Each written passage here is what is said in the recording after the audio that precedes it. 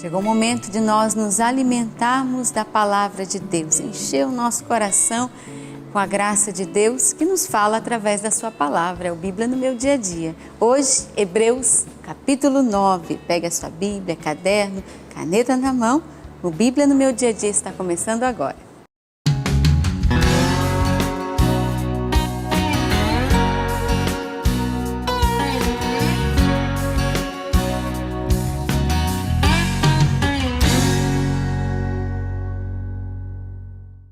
Vamos meditar hoje Hebreus capítulo 9. Peçamos juntos o Espírito Santo que Ele conduza a nossa reflexão com a palavra de Deus. Vinde, Espírito Santo, enchei os corações dos vossos fiéis e acendei neles o fogo do vosso amor.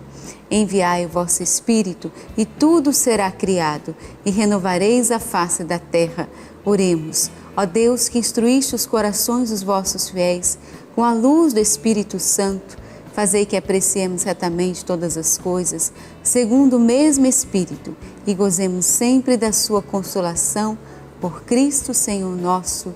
Amém. Que o Espírito Santo ilumine, que nos dê a graça de ouvir o Senhor através da sua palavra, para que possamos crescer na fé, caminhar num constante crescimento, alinhado à palavra de Deus. A palavra de Deus nos faz crescer na fé. Que o Espírito Santo ilumine você e que Deus fale ao seu coração através do capítulo 9 do livro de Hebreus. Vamos ler juntos. Hebreus capítulo 9. A primeira aliança tinha normas para o culto e um santuário que pertencia a este mundo. De fato, foi construída uma primeira tenda chamada o Santo, onde se encontravam o candelabro, a mesa, os pães da proposição. Através da segunda cortina, havia outra tenda chamada o Santo dos Santos. Estavam ali o altar de ouro para o incenso, a arca da aliança, toda recoberta de ouro, no qual se encontrava uma urna de ouro que continha o maná, o bastão de Araão que tinha florescido e as tábuas da lei, da aliança. Sobre a arca estavam os querubins da glória, que com sua sombra cobriam a bandeja para o sangue da expiação. De tudo isso não precisamos falar em detalhes. Estando tudo assim disposto, os sacerdotes a todo momento entravam na primeira tenda para realizar o culto. Na segunda tenda, porém, só entra o sumo sacerdote, uma vez por ano, levando o sangue que ele oferece por si mesmo e pelos pecados do povo.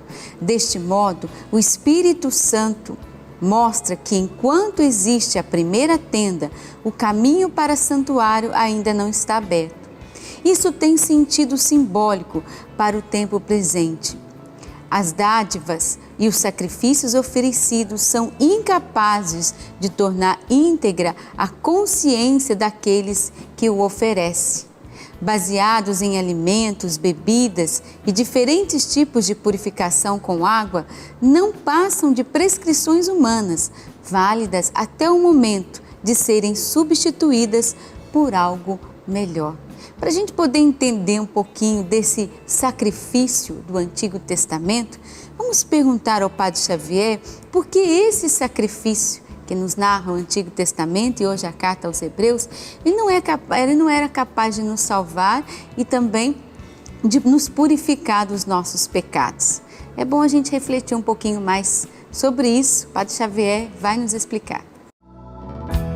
A comparação entre o sacrifício de Cristo e os sacrifícios que ocorriam no templo, nesse capítulo 9 da Carta aos Hebreus, se dá de uma forma bem interessante em uma festa importante. Na verdade, a chamada Festa do Perdão, o Yom Kippur, o Dia do Perdão, onde todas as pessoas deveriam não ter nenhum tipo de atividade de trabalho e deveriam suplicar o perdão a Deus por todas as faltas que cometeram durante aquele ano e então seriam perdoadas. A comparação é essa.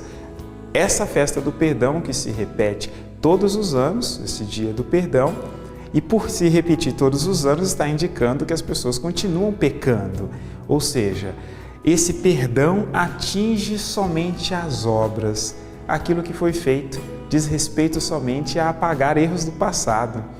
E a comparação é com o sacrifício de Cristo, é assim: aquilo que Jesus fez, o sacrifício dele mesmo na cruz, não somente perdoa os pecados, diz a respeito àquilo que está lá no passado, mas também é capaz de purificar a consciência, ou seja, dá à pessoa a força, dá à pessoa o conhecimento, dá à pessoa as condições para não mais voltar a pecar. E isso é que é interessante de se ver. Enquanto o outro sacrifício agia sobre aquilo que foi feito, o de Cristo age sobre a pessoa, sobre a sua história de forma integral, apagando o passado, mas modificando o presente.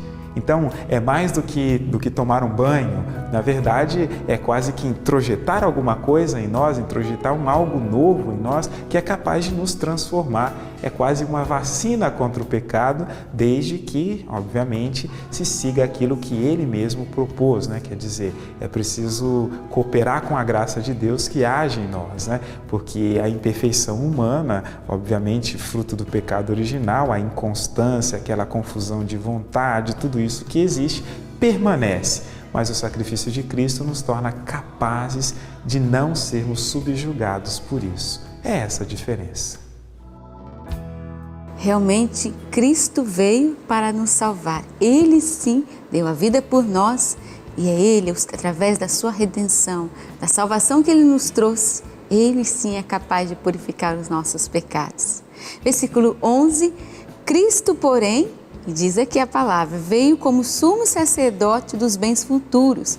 Ele entrou no santuário através de uma tenda maior e mais perfeita, não feita por mãos humanas, nem pertencendo a essa criação. Ele entrou no santuário não com o sangue de bodes, bezerros, mas com seu próprio sangue. E isto uma vez por todas, obtendo uma redenção eterna. Está aí, Cristo entrou por nós e nos deu uma redenção eterna. É um princípio eterno, a gente pode dizer, porque realmente o Senhor nos libertou e nos salvou.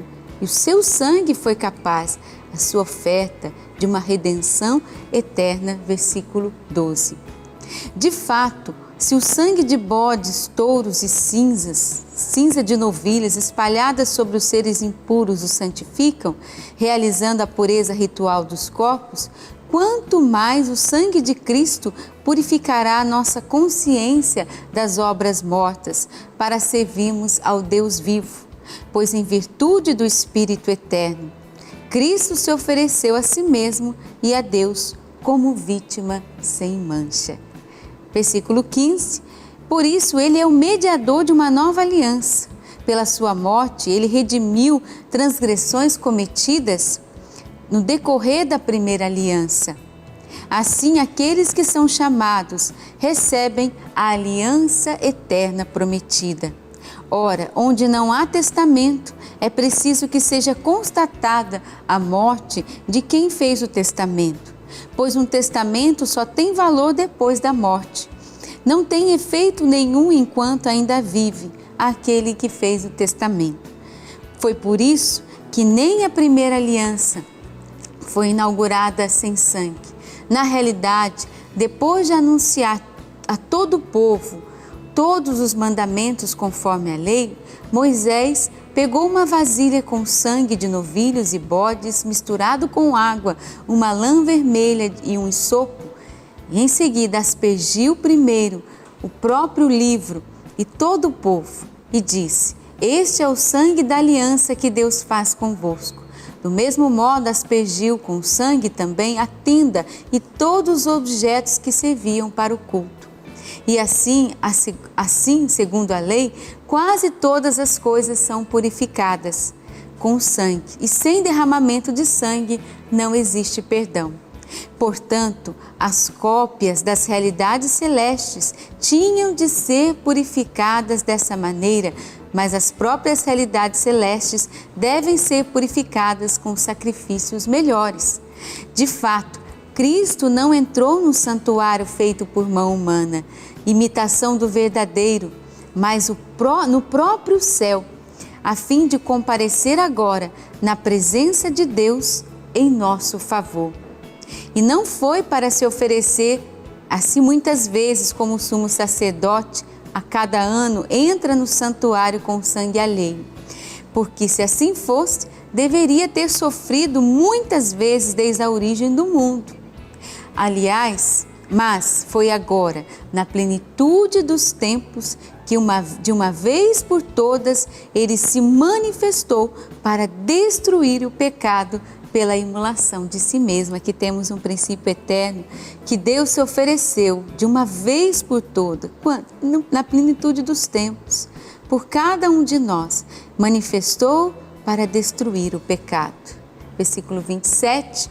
E como está determinado que os homens morram uma só vez, depois vem o julgamento. Assim também Cristo, oferecido de uma vez por todas para tirar a multidão de pecados da multidão, aparecerá uma segunda vez, não mais em relação ao pecado, mas para salvar aqueles que o esperam. E temos aí, no finalzinho, uma promessa. Cristo também nos deu e aparecerá a segunda vez, não mais em relação ao pecado, mas para salvar aqueles que nele esperam. E nós esperamos a volta de Jesus. Nós abraçamos a sua redenção e aguardamos a sua volta. E rezamos: vem, Senhor Jesus. Eu fico com essa mensagem para mim hoje. Qual é a mensagem que Deus falou ao seu coração?